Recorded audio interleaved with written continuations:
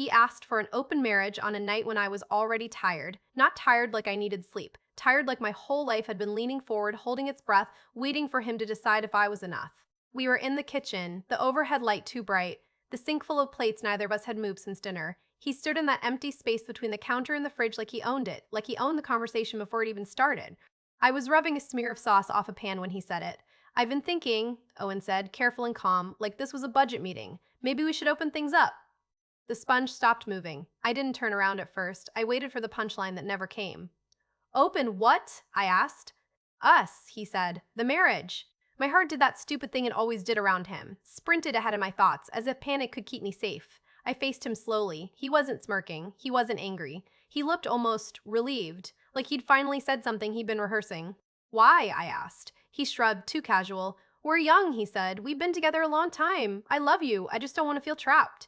Trapped. As if I was a cage. As if I was the thing holding him back from his real life. I searched his face for anything that resembled fear of losing me. I didn't find it. I found confidence. It was new on him. Owen had always been charming, always the kind of man who could lean back at a party and make the room lean toward him. But in our relationship, he'd been comfortable. Lazy with his affection. Certain, now he was certain in a different way. Certain I would fold. And I did, because guilt is a powerful leash, because my first thought wasn't, do I want this? My first thought was, if I say no, will he leave? I had spent months feeling like the air between us was thinning. Like I was always one wrong sentence away from him checking out, from him deciding I was too sensitive, too needy, too much. So I tried to be mature. I tried to be the kind of woman who didn't cling. I tried to be the wife you wouldn't have to apologize for. "Okay," I heard myself say. My mouth said it before my body agreed. His eyes lit up. Not with gratitude, with victory. It was subtle, a quick lift at the corners of his mouth, but it hit my stomach like spoiled milk. He stepped closer, like he was about to hug me. Then he stopped. "There's just one rule," he said. My chest tightened. "One rule. That sounded reasonable, right? A boundary, a safeguard, something fair." He smiled, the same smile he used when he was sure he was about to get his way. "You can do it, but I get to read your messages first, and if I don't like how excited you sound, I'm shutting it down." The words landed like a hand around my throat. Read your messages first. Not, we talk. Not, we communicate. Not, we set boundaries. Read your messages first. And if I don't like how excited you sound. Excited. My desire, inspected. My tone, judged. My tone, judged. My feelings, licensed. I stared at him, waiting for him to laugh. He didn't. "That's," I started. "Fair," he finished for me. "It keeps things equal." Equal. I thought about the fact that he'd already been thinking about other women. He had to have. You don't come to the kitchen with a plan like this unless you've been shopping in your mind for a while, and my part in it was contingent on how tame I sounded. Contingent on whether he approved of my excitement. I felt heat crawl up my neck. I should have said no. I should have said absolutely not. Instead, I swallowed and said, "Okay." He kissed my forehead like I was a child agreeing to medicine. "Thank you," he murmured. And I realized something terrifying. He wasn't asking for freedom. He was asking for control. He wanted permission to cheat. But he needed to make sure I never felt wanted by anyone else. The next morning, he was a different man. He woke up early. He shaved with care. He wore cologne he hadn't touched in months. He stood in front of the mirror adjusting his shirt like he was trying on a new identity. "Where are you going?" I asked. "Gym," he said. He started going before work. And suddenly he was texting more, laughing at his phone, turning it face down when I walked by. If I asked who it was, he grinned. "Relax," he said. "We're open now." As if my agreement meant I forfeited the right to flinch. By the end of the week, he had a new confidence that made me feel like I'd married someone else. He whistled while making coffee. He wore jeans that actually fit. He stood behind me in the hallway and slid his hands around my waist, not to be close, but to remind me he could. And he started using the open marriage like a weapon. It happened the first time I got quiet at dinner. I was poking at my food, trying to swallow around a knot in my throat when he said casually, "I'm seeing someone Friday." My fork froze. "Already?" I asked. Owen lifted an eyebrow. "What?" he said. "You agreed. You agreed." 4 syllables that made me feel trapped in my own consent. "I'm just surprised," I said. He leaned back in his chair. "Don't do that," he said. "Do what?" I asked. The sad face, he said. "We're being mature about it, remember?" Being mature. It sounded like a compliment. It was a muzzle. Friday night, he left wearing his good shoes. He didn't kiss me goodbye. He didn't say, "I love you." He said, "Be cool," like I was a roommate. I sat on the couch with my phone in my hand, scrolling aimlessly just to have something to do with my fingers. I told myself I could do this. I told myself the jealousy was just the old version of me, the insecure version, the version I was trying to outgrow. But the truth was simpler. I didn't feel mature, I felt erased. The next time it happened, it was a coworker. Ethan from marketing. We were leaving the building at the same time when he said, "Hey, are you free for a drink sometime?" I felt a pulse of panic, not because of Ethan, because I heard Owen's voice in my head. "If I don't like how excited you sound." I told Ethan I'd think about it. Then I went home and did the thing Owen wanted me to do. I handed him my phone. My stomach turned as I watched him scroll, not through anything explicit, just through my life. My messages to my sister. My group chat with coworkers. My notes app. He paused at Ethan's name. "What did he say?" Owen asked. "He asked me for a drink," I said. Owen's eyes flicked up. "And?" he asked. "And I said I'd think about it," I said. Owen smirked. "Read it out loud," he said. I blinked. "What?" I asked. "Your reply," he said. "Read it." My face burned. It wasn't sexual. It wasn't romantic. It was 3 words. Sure, I'll think, but reading them out loud felt like stripping, like letting him hear the shape of my tone. I swallowed. "Sure, I'll think," I said quietly.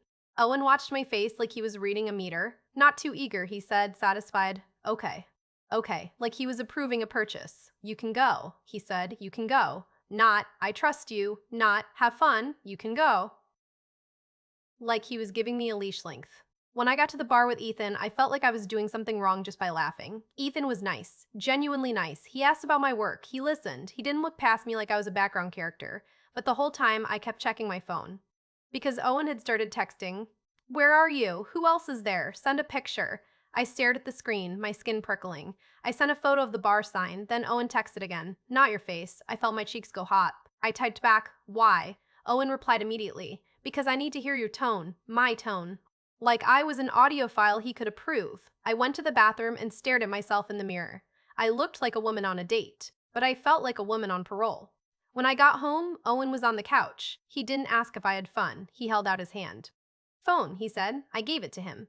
He scrolled through my messages with Ethan, all of them innocent, all of them polite. He paused at one. "Ethan, you have a great laugh." Owen looked up slowly. "Did you laugh a lot?" he asked. "We talked," I said. "Answer the question," Owen said. My heart pounded. "Yes," I said. Owen's mouth tightened. "That's too much," he said. "Too much. Laughter was too much." "You're getting carried away," he continued. "I'm not," I said. Owen stood. "Don't argue," he said. "You agreed." There it was again. That sentence that turned my consent into a cage. "I agreed to an open marriage," I said, my voice shaking, "not to you monitoring my emotions." Owen stared at me. His eyes were flat. "Same thing," he said. That was the moment something in me shifted. Because if he truly believed that, it meant this was never about equality. It was about ownership. After that, the goalposts started moving. The next rule was that I had to tell him the details of any date before I went. Not explicit details, not physical things, but the emotional ones. What I liked about them, what they said that made me smile, whether they made me feel special. And if I answered too quickly, Owen would narrow his eyes. "You sound excited," he'd say. The rule wasn't about messages. It was about the parts of me he didn't want to share. My light, my laughter, my appetite for attention. Meanwhile, he acted single. He stopped wearing his wedding ring. He started going out on weeknights. He stopped asking me how my day was. And when I tried to talk about how lonely I felt, he'd tilt his head and say, "You're making this weird." Making it weird. As if I was ruining his new life by having feelings. He started coming home late, humming. He started leaving early, glowing. He started treating our marriage like a home base he could rest at between adventures. And I was supposed to smile. Be mature. Be cool. One Saturday morning, I was in bed scrolling my phone when Owen sat beside me. "Let me see," he said. "See what?" I asked. "Your messages," he said. "I'm not talking to anyone right now," I said. Owen's eyes sharpened. "That's not the point," he said. "The rule is the rule." I stared at him. "So you want to read messages that don't exist?" I asked. Owen's mouth twitched. "I want to know you're not hiding anything," he said. Hiding. Like I was the liar. Like I was the one who'd asked for this. I handed him my phone. He scrolled anyway. Through old conversations, through innocuous jokes, through my friend Maya's voice notes. He stopped at a message from my sister that said, "You deserve better." He looked up. "Is she talking about me?" he asked. I felt my stomach drop. "It's a general thing," I lied. Owen's eyes narrowed. "Tell her to mind her business," he said. I stared at him. "Don't involve her," I said. Owen smiled. "You're getting defensive," he said. "That's suspicious." Suspicious. My boundaries were suspicious. That afternoon, he added a new condition. "If you go out with someone," he said, "you have to leave your wedding ring on." I blinked. "Why?" I asked. "Because I don't want you forgetting what you are," he said. "What you are, not who, what. A wife, a possession, a thing with a label." I felt my throat tighten. "But you take yours off," I said. Owen shrugged. I'm not the one who needs reminders, he said. The humiliation hit in slow waves. Because he wasn't even pretending it was equal anymore. He wanted freedom, and he wanted me branded. The next week, he started asking me to send him drafts of my replies, not just to men, to anyone. He'd hover behind me on the couch, watching my thumbs move. Don't put that emoji, he'd say. That sounds too friendly, he'd say. Delete that, he'd say. He became obsessed with my tone like it was evidence, like if I sounded happy without him, he'd lose something he believed he owned. One night, Ethan texted me, nothing flirtatious, just hope your week's going okay. Owen was in the kitchen. I saw the notification and my stomach clenched. I didn't answer. I stared at it until the screen dimmed. Owen walked in. Who was that? He asked. Nobody, I said automatically. Owen's eyes locked on my phone. Let me see, he said. I hesitated. That half-second pause was enough. Owen's face hardened.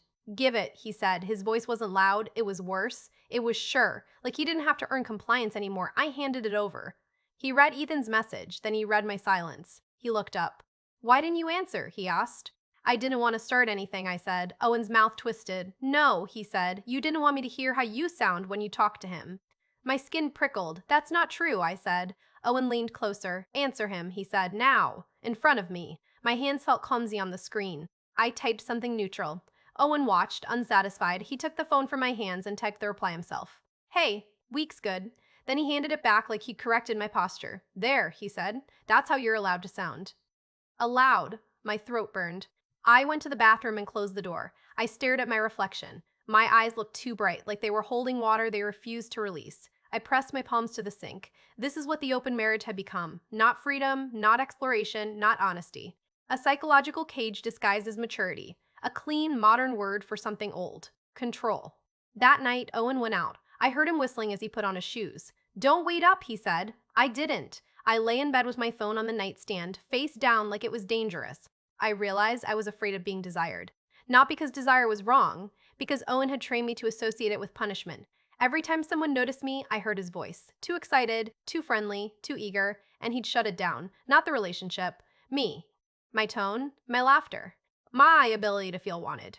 The next day, he came home in a good mood. He kissed my cheek, quick and absent. How was your night? I asked. Owen smirked. Fun, he said. That was all. No details, no transparency, no mutual respect. Just the glow of someone who'd been fed. I forced myself to act normal, because if I asked for more, he'd say it. You agreed. 2 days later, Ethan invited me to a work event, a networking thing. Public, safe. Owen said I could go, but he treated it like a privilege he was granting. At the event, I kept my smile small and my laughter quiet. And still, my phone kept buzzing. Where are you? Who's near you? How's your tone? I stared at the last message until the answer arrived on its own. I scanned the room and found Owen near the back, watching like a handler. When our eyes met, he lifted his phone slightly. A warning. Ethan came up beside me, said something friendly, and then noticed Owen.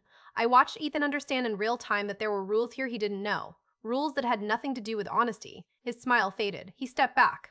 Not because he didn't like me. Because nobody wants to get between a man and his control. That night in the car, Owen was quiet. Too quiet. His hand rested on my thigh. Heavy. Not affectionate.